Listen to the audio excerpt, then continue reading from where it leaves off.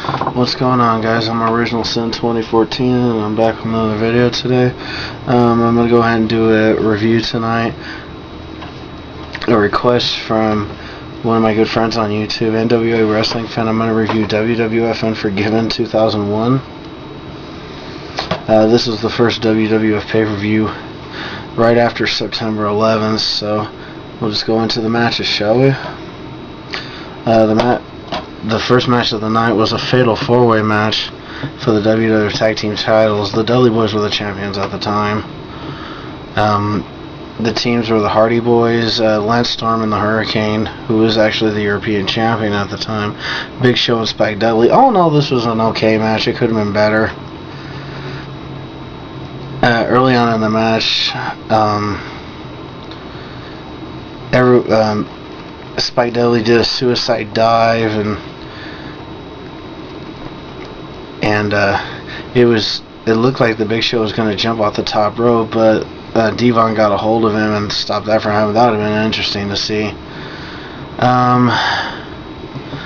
Lance Storm and the Hurricane were first eliminated by the Big Show via chokeslam.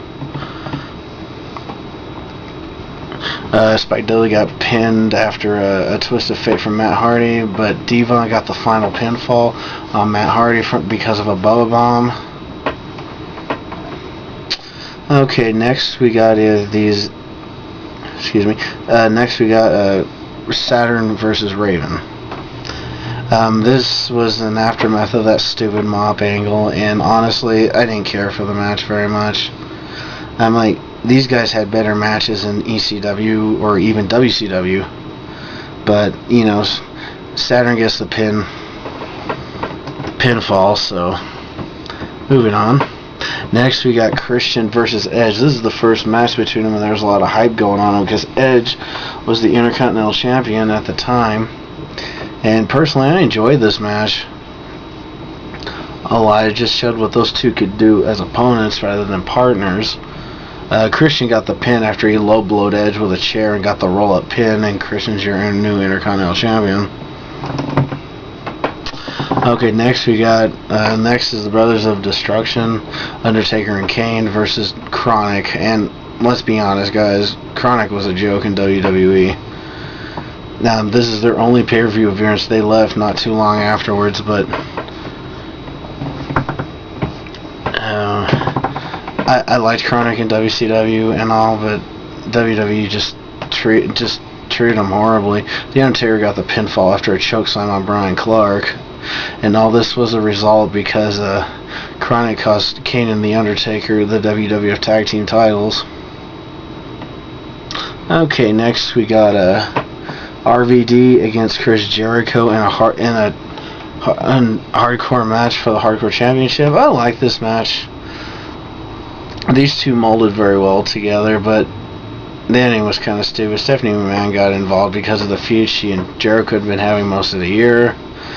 RVD got pinned after a 5-star frog splash, excuse me. Then we get to one of the main events, which is the Rock was defending the WCW title against Booker T and Shane McMahon.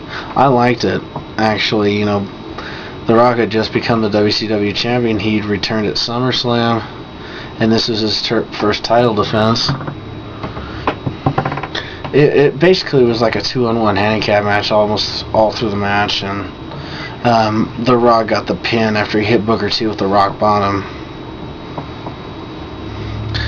Next we got Rhino against Tajiri for the WCW United States title. At the time, Tajiri was selling the injury to his rib. He had taped up ribs, and he was the WCW United States champion. He defeated Kenyon for the belt. Rhino just basically ran him over, and it could have been a lot better. You know, they probably had a better match in ECW, but Rhino hits the Gore, becomes the new WCW US champion. Pass. Okay, next we get to the main event, which is Kurt Angle against Stone Cold Steve Austin for the WWF Championship.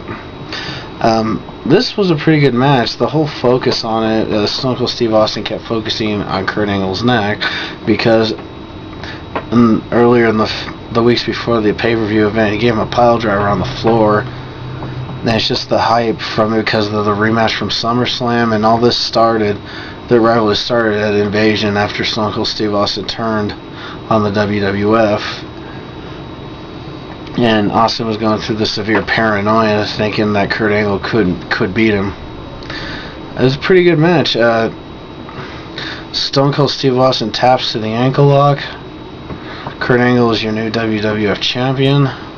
The entire locker room came out to congratulate Kurt Angle after his win because the pay-per-view event was at the Mellon Arena in Pittsburgh, which was Kurt Angle's hometown, and his wife and family were there at the time.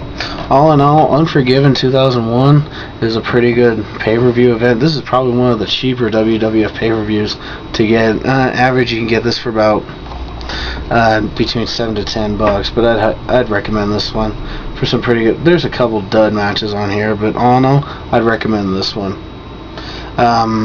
Any requests, just send me a message, guys. I'm Originalsins 2014, and I'm out.